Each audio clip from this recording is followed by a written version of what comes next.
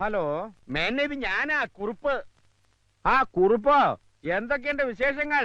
പറ. വിശേഷങ്ങൾ പറയാനല്ല വിളിച്ചത്, അറിയാനാ. അതെ മേന്നെ, ഇത് STD-യാ. ചിരിക്ക് അത്ര നീളം വേണ്ട. പെണ്ണിനെ പിടിച്ചൊന്ന് ചോദിക്ക്. ഹേയ്, അവൻ അങ്ങനെ ചെയ്യില്ല. എന്റെ മോനാ. കാണും മുമ്പ് കയറി പിടിക്കേ. അവൻ അവളെ ഇഷ്ടപ്പെട്ടൊന്ന് ചോദിക്ക്. അതാണോ? അത് അവനോട് തന്നെ ചോദിക്കാം. മേന്നെ, അവൻ എന്തിയേ? ഒന്ന് വിളിച്ചേ. അതിന് അവനിവിടെ ഇല്ലല്ലോ. ഇല്ലെന്നോ? അപ്പൊ താൻ അവനെ കൂട്ടിക്കൊണ്ട് വന്നില്ലേ? അവനിവിടെ വന്നിരുന്നു. ഊണ് കഴിക്കണം, ഇവിടെ താമസിക്കണം എന്നൊക്കെ പറഞ്ഞതാ. മോളെ കണ്ടതിന് ശേഷം കമ്പ്യൂട്ടർ പഠിക്കണം എന്ന് പറഞ്ഞ് ഊണ് പോലും കഴിക്കാതെ ഒറ്റ പോക്കാ. അതിന്റെ കാരണം എന്താന്ന് ഇതുവരെ എനിക്ക് മനസ്സിലായില്ല. മനസ്സിലായില്ലല്ലേ? എന്നാ എനിക്ക് മനസ്സിലായി.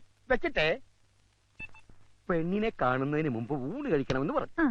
പെണ്ണിനെ കണ്ടു കഴിഞ്ഞപ്പോ ഊണ് കഴിക്കാതെ അവൻ സ്ഥലം വിട്ടു. എന്താ കാരണം? അവന് പെണ്ണിനെ പിടിച്ചില്ലായിരിക്കും. ആ സംഗതി നിനക്ക് പിടികിട്ടി. പക്ഷേ ആ ഊളം മേനോനെന്ന് മനസ്സിലായിട്ടില്ല. ബാംഗ്ലൂർ വരെ ഒന്ന് പോവാ. ഞാൻ പെണ്ണിനെ ഒന്ന് കാണട്ടെ. അവൻ അതിനെ ഇഷ്ടപ്പെട്ടില്ലെങ്കിൽ നിർബന്ധിക്കാനൊന്നും പോകണ്ട. നമ്മുടെ മാധവക്കുറിപ്പ് ഉണ്ടോന്ന് ആലോചന തെറ്റില്ല. ഫോട്ടോ കണ്ടു, നല്ല ഐശ്വര്യമുള്ള കുട്ടിയാ. എങ്കിൽ അവന്റെ ജാതകം ഫലിക്കുന്നതിന് മുമ്പ് നമുക്കത് ആലോചിക്കാം.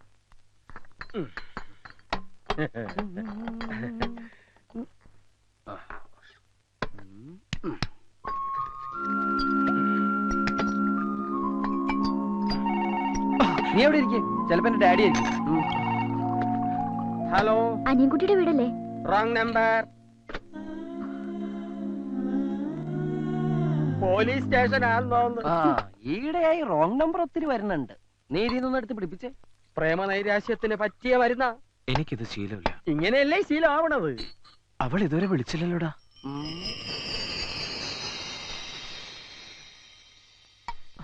ഞാനൊന്ന് ട്രൈ ചെയ്യട്ടെടാ. അവൾക്ക് നിന്നോട് റിയൽ ലവ് ആണെങ്കിൽ ഇങ്ങോട്ട് വിളിക്കും. ഇത് ഫോൺ ബെല്ലല്ല, കോളിംഗ് ബെല്ലാണ്. ഡ്യൂപ്ലിക്കേറ്റ് ആണ്, തൊണ്ട കത്തണ്.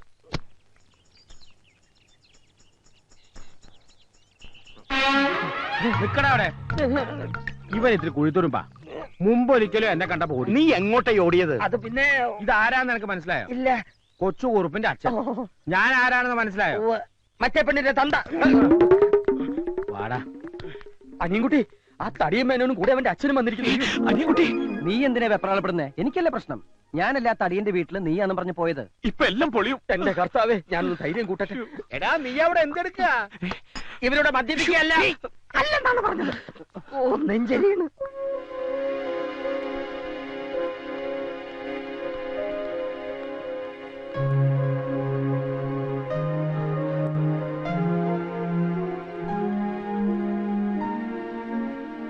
ചോദിക്ക, നേരിട്ട് ചോദിക്ക.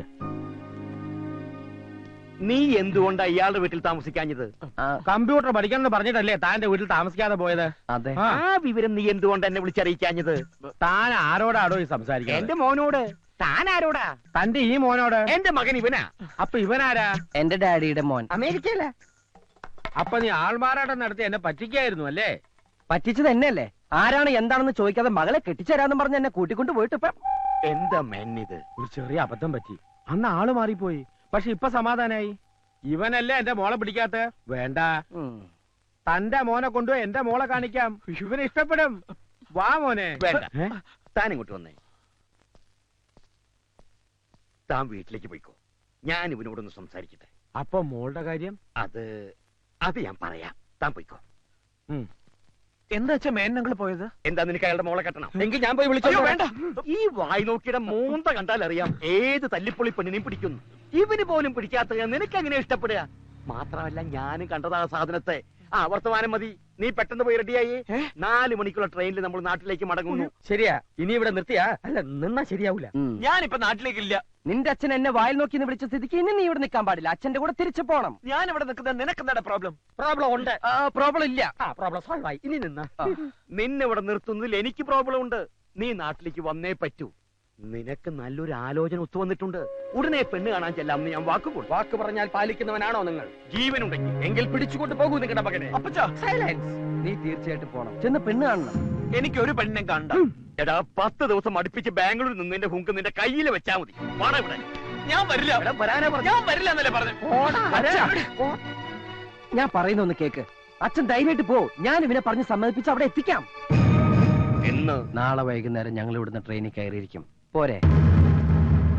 ആദ്യം കണ്ട പിച്ചിരി പഴയാണെന്ന് തോന്നിയെങ്കിലും നീ ഒരു സ്നേഹമുള്ളവനാണെന്ന് ഇപ്പൊ മനസ്സിലായി. ഇതിനകത്ത് അവന് വേണ്ടി ആലോചിച്ച പെണ്ണിന്റെ ഫോട്ടോ ഉണ്ട്.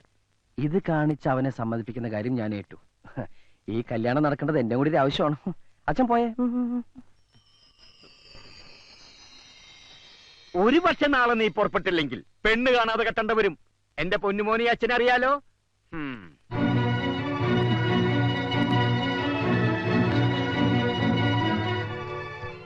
ഒരു മകൻ ഭൂമിയിൽ പിറക്കുമ്പോൾ അച്ഛനമ്മമാർക്ക് ഒരുപാട് സങ്കല്പങ്ങൾ ഉണ്ടാവും. ആ പ്രതീക്ഷയോടെയായിരിക്കും അവർ മക്കളെ വളർത്തുന്നത്. കറക്റ്റ്. എന്റെ അപ്പച്ചനൊരു നേർച്ചയുണ്ടായിരുന്നു, എന്നെ ഒരു അച്ഛനാക്കാമെന്ന്. ആ ആഗ്രഹം ഞാനങ്ങ് നിറവേറ്റി. കെട്ടി 2 കുട്ടികളുടെ അച്ഛനുമായി. കണ്ടോ, മാതാപിതാക്കളുടെ ആഗ്രഹങ്ങൾ നമ്മൾ സാധിച്ചു കൊടുക്കണം. നിനക്കാണ് നിന്റെ ഡാഡി ആലോചനയുമായി വന്നതെങ്കിൽ നീ നിന്റെ പപ്പിയെ മറക്കോ? മറക്കൊന്നും തന്നെയല്ല. ഈ കവറൊന്ന് തുറന്നു പോലും നോക്കില്ല, നിശ്ചയിച്ചോളാൻ പറയും. നിന്റെ ഒക്കെ സ്നേഹത്തിന് എന്താണ് വില?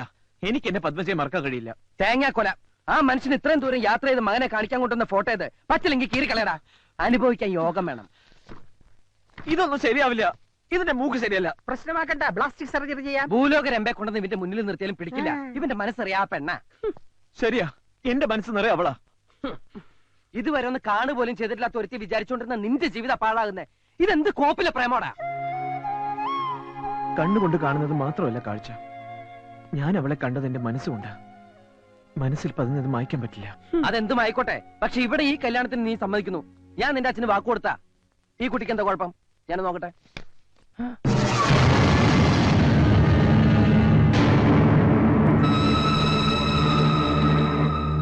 എന്താടാ, എന്തു പറ്റി? കൊള്ളില്ലല്ലേ? വിചാരിച്ചത്ര നന്നല്ല. നീ പറഞ്ഞ നേരാ. മൂക്കിനെന്തോ ട്രബിൾ. ഞാനൊന്ന് നോക്കാം. ഇതിന്റെ മൂക്കിന് എന്താ കുഴപ്പം? ഒരു കുഴപ്പമില്ല. Super sonic figure. എനിക്ക് വളരെ ഇഷ്ടമായി. എന്നോടാണ് ഇവളെ കെട്ടാൻ പറഞ്ഞെങ്കിൽ ഞാൻ ഡബിൾ ഓക്കെ.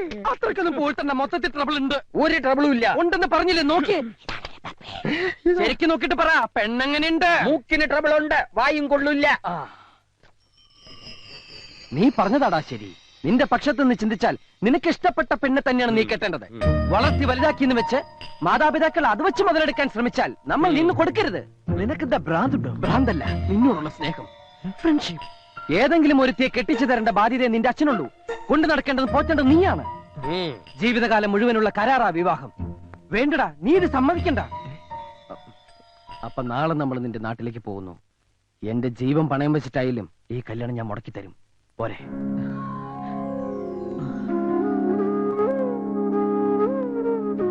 ഇനി നാട്ടിലേക്ക് ട്രാൻസ്ഫർ കിട്ടില്ലെങ്കിലേ ഞാൻ വോളണ്ടറി റിട്ടയർമെന്റ് എഴുതി കൊടുക്കും.